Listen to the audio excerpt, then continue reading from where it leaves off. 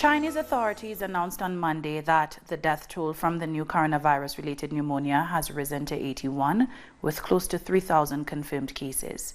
Overseas, there have been 7 confirmed cases in Thailand, 5 in Australia and Singapore, 3 in Japan, and 3 in the United States, among others. In the meantime, the Chinese government has stepped up efforts to stop the outbreak, including shutting down public transport in a number of cities and the swift construction of 2 emergency hospitals near the epicenter of the outbreak. Teams of medical experts from across the nation have also been deployed to the city of Wuhan to help with treatment efforts. The teams are made up of prominent experts from the capital and other cities of Shanxi and medical workers from top hospitals of 10 cities. Our team consists of 2 groups, one for treatment of patients in critical situations, another for common patients. As a medical worker, a respiratory doctor, and a member of the Chinese Communist Party, I need to fight together with the people in Wuhan on the front line because it is the best way to help them. And the Chinese government has announced an extension to the New Year holiday until February 2nd in an effort to curb the spread of the virus. The novel coronavirus infection is a kind of respiratory infectious disease, and its main means of transmission is close-range contact. So, reducing travel and gatherings is the most effective way to cut off the means of transmission. As such, we have decided to extend the holiday and encourage people to stay at home, not to hang out, not to go to the epidemic areas, not to go to public places, and reduce the frequencies to public places and places where people usually gather, so as to reduce the risk of transmission. Therefore, residents and other people should follow the advice by the government, stay at home, reduce travel, and don't go to crowded places. Meanwhile, violent protesters in the city of Hong Kong torched a newly built facility that authorities were planning to use to quarantine coronavirus patients. According to witnesses, a group of masked people threw a Molotov cocktail in the building in the Fanling district. And France has announced it will repatriate about 800 of its citizens from the city of Wuhan. The Prime Minister asked to repatriate French citizens on a direct flight to France, in agreement with Chinese authorities. This repatriation will occur midweek. A medical team will be assigned to the repatriation. It is already being assembled by the Health Ministry in order to prevent the virus from spreading on the homeland. The people being repatriated will be monitored by medical professionals and will stay for 14 days in a facility. Landslides in Brazil caused by heavy rains have killed 44 people and left thousands homeless in the city of Belo Horizonte, the capital of Minas Gerais state. Authorities said another 17 people are still missing following the landslides and flooding. According to Brazil's National Institute of Meteorology, Belo Horizonte registered 171 millimeters of rainfall over the course of 24 hours on Friday, the highest recorded precipitation in the area in 110 years. More rain is expected in Minas Gerais, as well as other parts of Brazil, including Rio de Janeiro and Sao Paulo. Now, Saturday marked a year since a dam owned by mining giant Vale collapsed in the Brazilian town of Brumadinho, killing 272 people. Local residents say they will not allow such a tragedy to happen ever again. Andre Vieira has the story. This is what's left of the dam in Córrego do Feijão, Brumadinho. 1 year ago, it collapsed and left 272 dead. It destroyed the environment and contaminated the Paraopeba River. This Saturday, residents of the community and those affected by the disaster marched to demand justice for the victims and a fair sentence against the mining company Vale, responsible for the dam collapse. Every day we have to struggle in order to remove the mud. This has been so sad. Today we are demanding justice so that other people, other communities don't go through what we went through. It's been 1 year of suffering, 1 year of torture, 1 year of being buried by this mud. In the morning, the protesters entered the community of Córrego do Feijão. They walked through the mud up to the old highway that was also destroyed in the tragedy. where people walked through before, is now a police barrier. The police treats us this way. They put barriers in order for us not to come close to the mud, as if we were criminals, and we are not criminals. I've lived here for many years. Before, this place was very peaceful. In this community, we are all family. The march then proceeded to a local church. There, the church bell rang 272 times at 12:28, the exact time when the tragedy occurred on January 25, 2019. We are here to serve, to organize, to fight in order for justice to be served in this case, and for justice, equality, and fraternity around the world. While Vale tries to buy time not to pay compensations, it recently distributed to its shareholders $1.7 billion of profit for 2019. On the other hand, the company will cut by half the funds set aside for its emergency plans to assist the more than 93,000 people living in 48 cities and towns affected by the pollution of the Paraopeba River. During this march, we made this claim. How do mining companies work? What's their logic? How does Vale and other companies work in a way that they put profit above people's lives? How are they able to commit such crimes? The mining company Vale is one of the biggest in the world.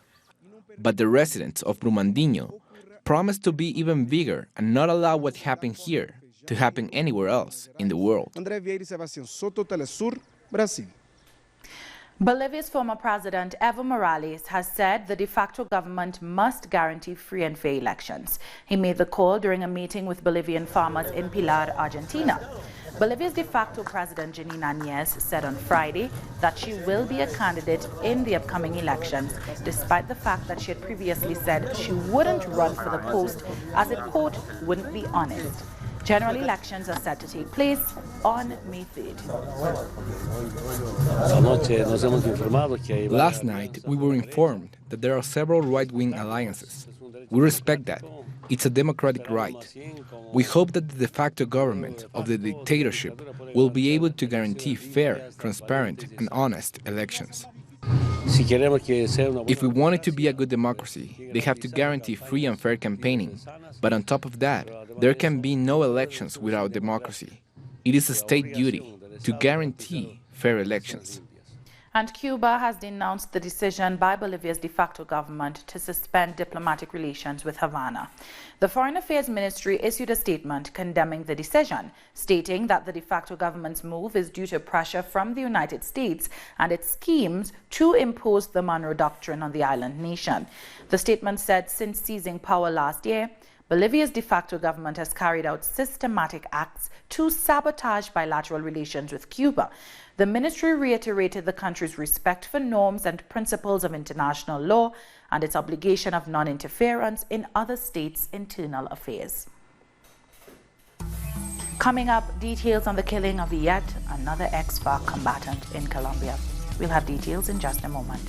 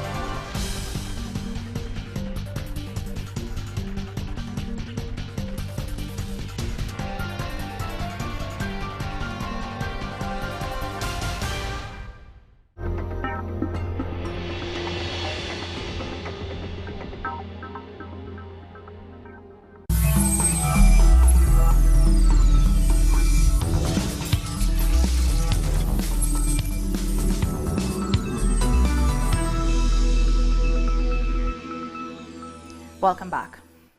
In Colombia, another former FARC combatant has been killed. 42-year-old Johnny Freddy Vargas Rojas was killed while working on agricultural projects in the rural zone of Pitalito in the department of Huila. He was part of the ongoing reintegration process.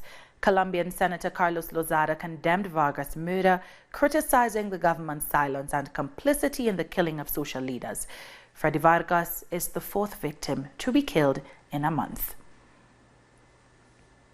Chilean protesters were back on the streets this weekend to vent their anger over the country's inadequate pensions, fragile safety, and police brutality against demonstrators. Fueled by outrage against President Piñera and the Chilean elite that controls most of the wealth, the South American country has since October been in the midst of its worst social unrest since the transition to democracy from military dictatorship in 1990. Weekends of protests were also used to honor those who have been killed during demonstrations. This shrine in honor of Mauricio, because of his death, because he was a frontline fighter. He died fighting. He believed in this, and he died believing in this. Libya's Tripoli-based UN-backed Government of National Accord, or GNA, has accused renegade General Khalifa Haftar of breaching the ceasefire signed earlier this month to end months of fighting between the two sides. Spokesperson for the government said Haftar's so-called Libyan National Army on Sunday launched attacks on the town of Abu Ghraib, a GNA stronghold. On January 12th, the two sides signed a ceasefire brokered by Turkey and Russia, but talks for a permanent ceasefire ended without an agreement after Haftar left peace talks in Moscow without signing the deal. 407 migrants were rescued from the Mediterranean Sea over the weekend. The Ocean Viking migrant rescue ship found the migrants adrift of the Libyan coast in two makeshift rubber boats. Among them were a number of women and children. Over the last few years, hundreds of thousands have made the perilous journey through the Mediterranean, hoping to reach Europe as they flee poverty, violence, and war. Burundi's ruling party has picked a party leader, General Evariste Ndayishimiye, as its candidate in the upcoming presidential election in May. Ndayishimiye has served as Interior and Security Minister and Chief of the President's military and civilian cabinet. He is an ally of the current President Pierre Nkurunziza, who will reportedly not seek a new mandate after his controversial election to a third term in 2015 plunged the country into crisis. The violent aftermath of the last presidential election in 2015 made Burundi a focus of an investigation by the International Criminal Court for alleged murders, rapes, tortures, and disappearances.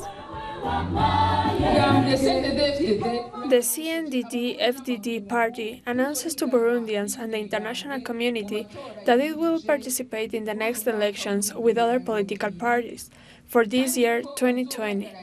The person who will represent the party in these presidential elections is General Major Evariste Ndayishimiye. An armed attack on a military base in central Mali has killed 19 soldiers and left 5 others with serious injuries. According to a local government official, heavily armed gunmen ambushed the camp at about 5 a.m. local time on Sunday. They opened fire on the soldiers who were inside the camp and destroyed some structures before leaving.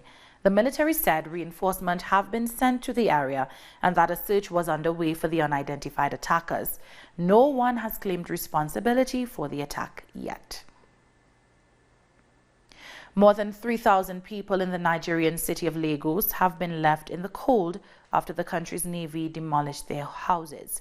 According to government officials, the homes were demolished because the residents illegally occupied the land and accused some residents of vandalizing nearby crude oil pipelines. The residents, however, claim that the government is pushing them out to create way for a luxury housing estate. The government has in the past come under fire from human rights organizations who accuse it of grabbing land from the poor and giving it to international real estate firms. Agriculture experts are warning that the current locust invasion in East Africa poses a danger to the region's food security. The warning came a day after Kenyan authorities appealed for international help to combat the destructive pests. More than $70 million is required for urgent pest control. The outbreak, which is Kenya's worst in 70 years, has seen hundreds of millions of the bugs swarm into the East African nation from Somalia and Ethiopia. We're taking one last break. When we come back, a plane has crashed in Afghanistan. Stay with us for more.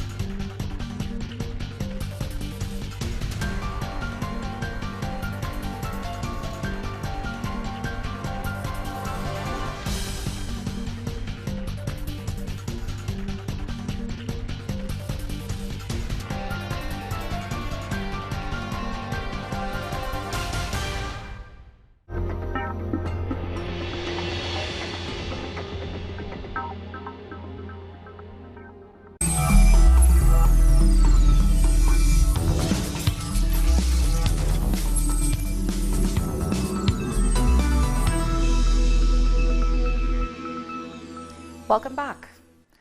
A passenger plane has reportedly crashed in eastern Afghanistan with 83 people on board. Local media reports say the aircraft came down in the Dayak district of Ghazni, southwest of Kabul, a known Taliban area. Initial claims say the plane crashed and caught fire due to technical difficulties. There have been no reports of casualties just yet.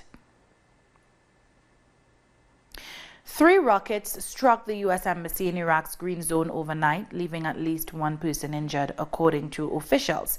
There has been no immediate claim of responsibility for the attack, which is the 3rd on the U.S. Embassy this month and the first to make contact. These incidents have increased since a U.S. drone strike killed Iran's top military general Qasem Soleimani earlier this month. Meanwhile, Iraq's government has begun to take steps to implement a parliamentary decision to demand the withdrawal of all foreign troops from the country.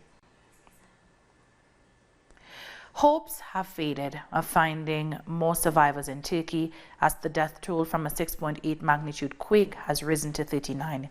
Nearly 4,000 rescue workers combed through debris in the city of Elazig, but chances of finding more survivors have become dim. So far, the authorities say 45 people have been rescued alive, while more than 1,600 were injured. Over 700 buildings were heavily damaged in the quake.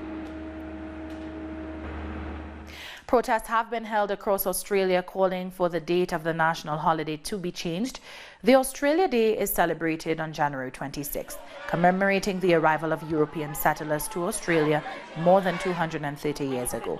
The protesters are demanding that the day be moved to a different date in respect to the country's indigenous people whose lands were stolen by settlers and their communities pushed into poverty.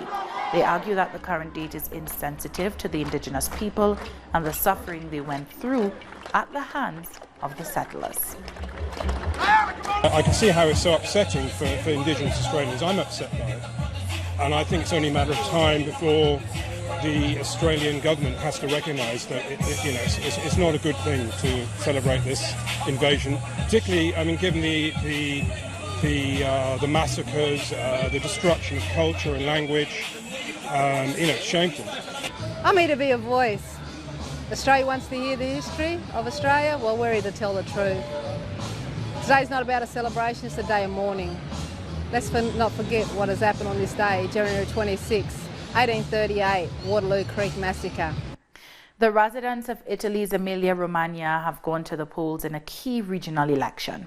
The right-wing opposition leader, Matteo Salvini, is hoping to use the election to extend the influence of his League party.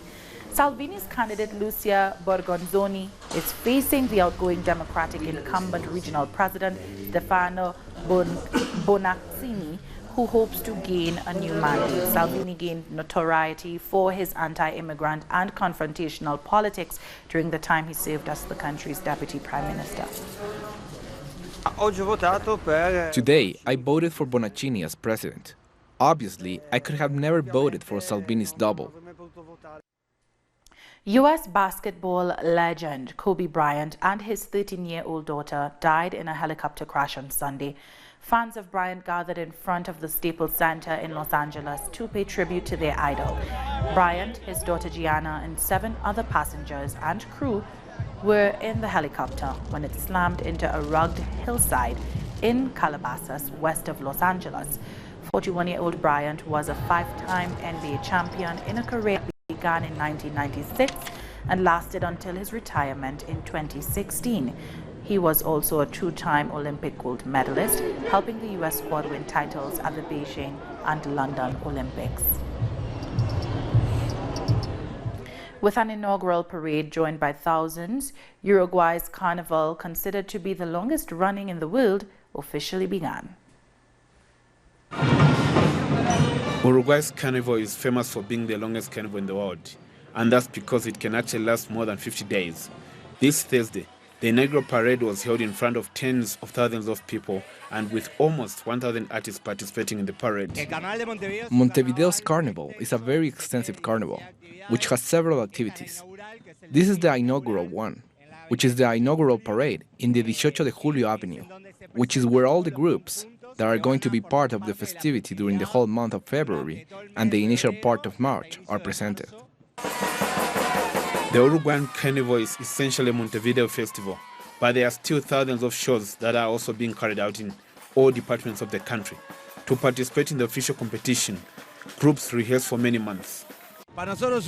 For us, it is an exciting moment. Very nice. After 3 or 4 months of rehearsals and things, well, it's a moment of relaxation, the parade. We parade with all our family, our children, and the people who support us, so we are happy again.